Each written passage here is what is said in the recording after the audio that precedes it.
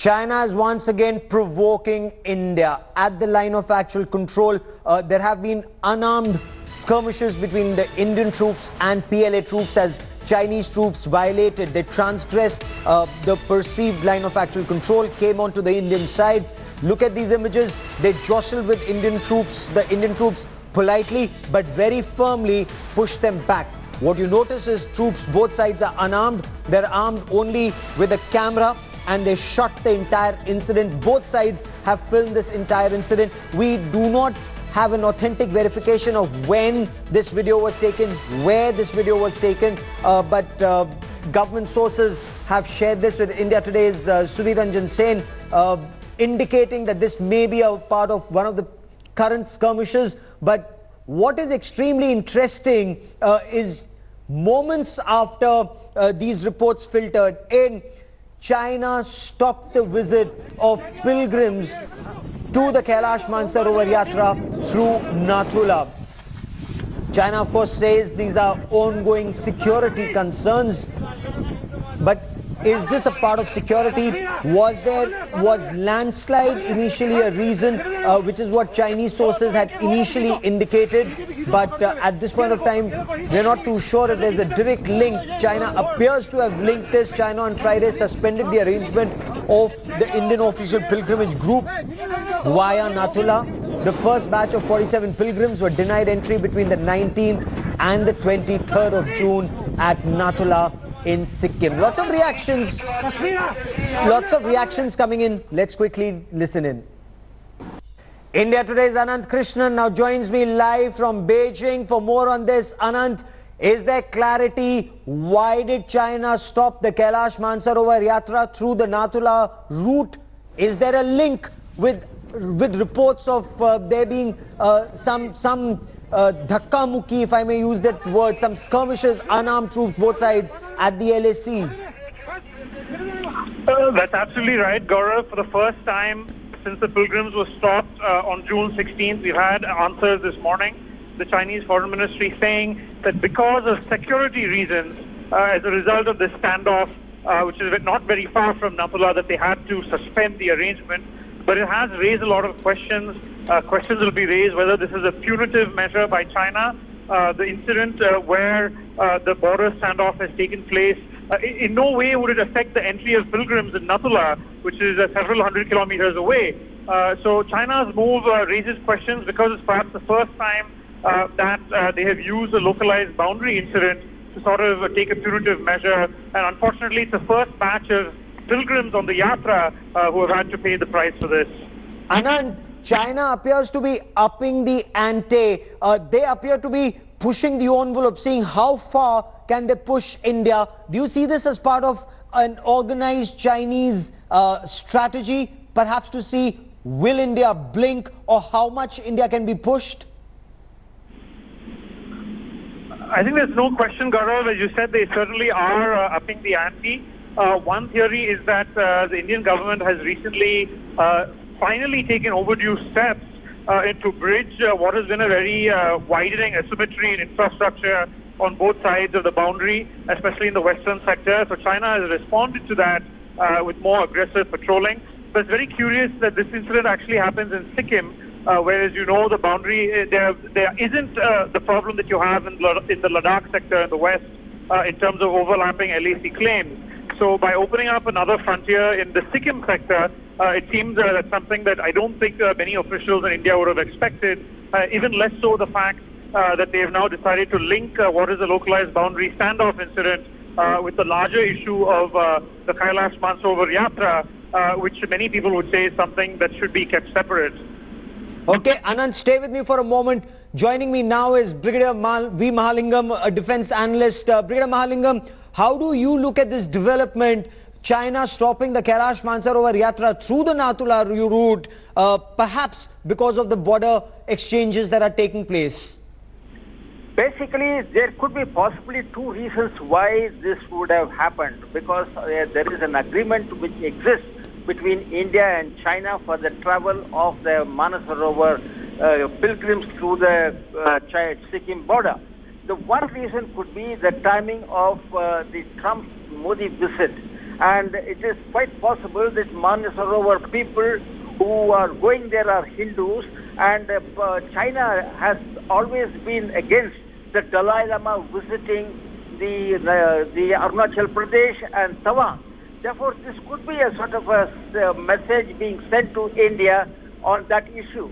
The second and most important issue probably is that there are certain infrastructure, or for that matter, certain positions for missiles and such other military equipment which are being constructed and created on the other side of Sikkim's border. Perhaps it is possible that at this point in time, China doesn't want the Indian pilgrims to go through this and view all this that was quite happening in that place. Okay. These are the only two possible reasons I can think of. Stay with me, Brigadier Mahalingam. Anant, is this restricted only to Kailash Mansarovar Yatris who are going through the Nathula route? The Kailash Mansarovar Yatra, otherwise from the other route, is that still on? That's a very good question and an important question, Gaurav. As things stand, only the 7 batches are likely to be affected if the situation persists through the new Nathula route that was just opened in 2015. A majority of the 1,400 or so pilgrims, more than 1,000 of them will be going through Uttarakhand and the Lipulekh route. So we know that the first batch was actually allowed in even while the standoff was going on, and they are currently undertaking the yatra in Tibet. Whether the other batches will be affected or not, we have to wait and see. But so far, it seems that it's only in Nathula where China has sort of taken this measure to close the boundary. Was there a landslide in the area? Was that a concern initially, or was that just perhaps a facade to stop the yatris and see how India will react?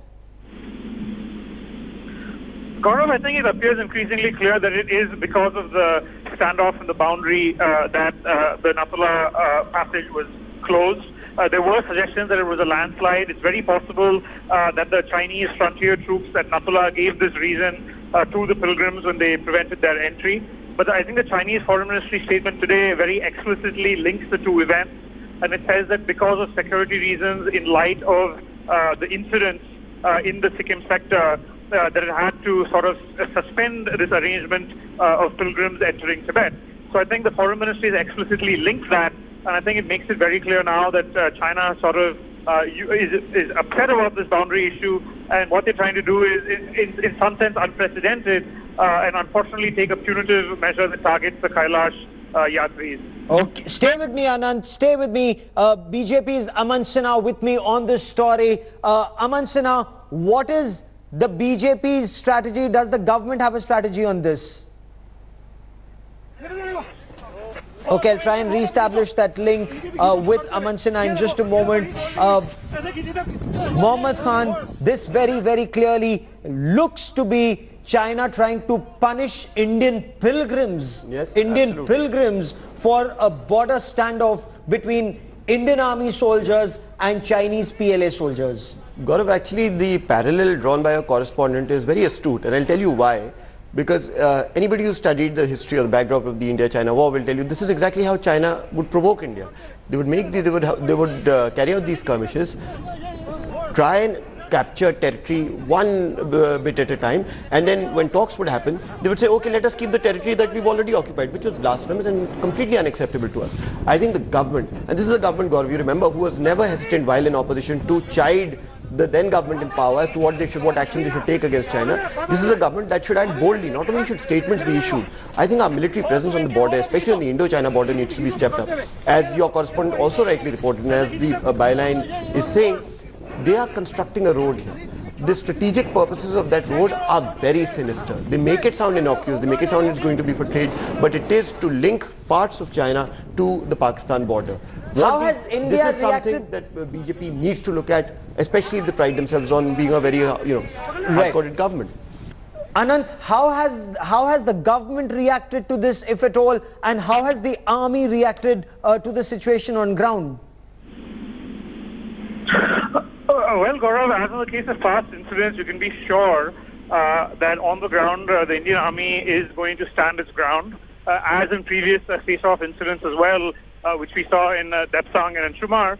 the Indian Army the incidents on the boundary were only settled when there was give and take on both sides.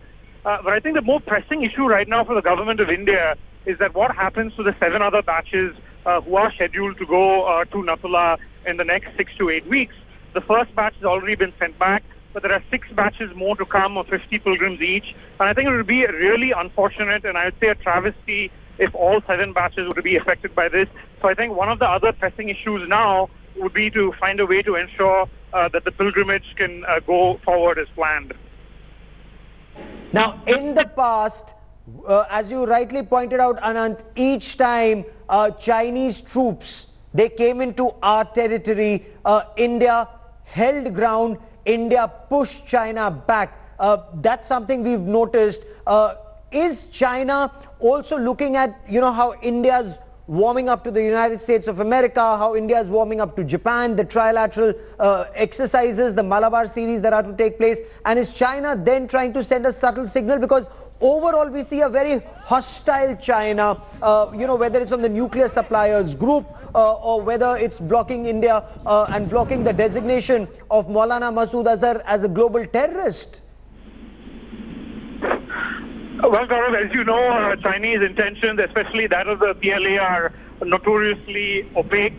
But I think in the past, even though there are these wider strategic issues between India and China, specific boundary incidents have been triggered by very specific on-the-ground reasons, whether it's a road construction or whether it's a bunker being built.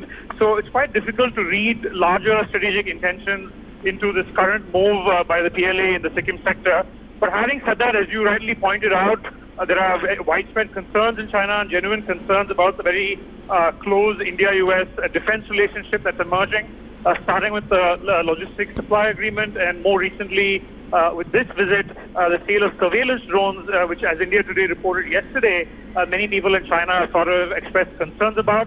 And with Malabar coming and President Donald Trump specifically highlighting Malabar, you can be sure that there'll be a strong Chinese response on the waters as well, beyond what we are seeing now on the boundary in Sikkim. Okay, that's a very important point you're making there, Anant. And India's standing our ground, even the joint statement, Anant, between India and the United States of America, when it talks about connectivity, it completely exposes China's one belt, one road concept, also the China-Pakistan economic corridor, because India is insisting on transparency, India is insisting on territorial integrity being respected. That's right, Gaurav. The statement is very remarkably in sync with the statement that India put out explaining its reasons to boycott the May 14th Belt and Road Forum in Beijing, which raised precisely the concerns you mentioned of territorial integrity, a lack of transparency, as well as debt burdens that many countries under the One Belt, One Road are facing. But to see the United States endorse this message is really significant, because we have to keep in mind that Donald Trump at the last minute actually sent a very senior official to represent the United States at the May 14th Belt and Road Forum, which surprised many countries, including India. So the fact that from May 14th to now, that you're seeing the United States endorse India's message actually is quite significant, and it shows that perhaps the US is coming around more to India's view and India's concerns on the Belt and Road plan as well. Okay.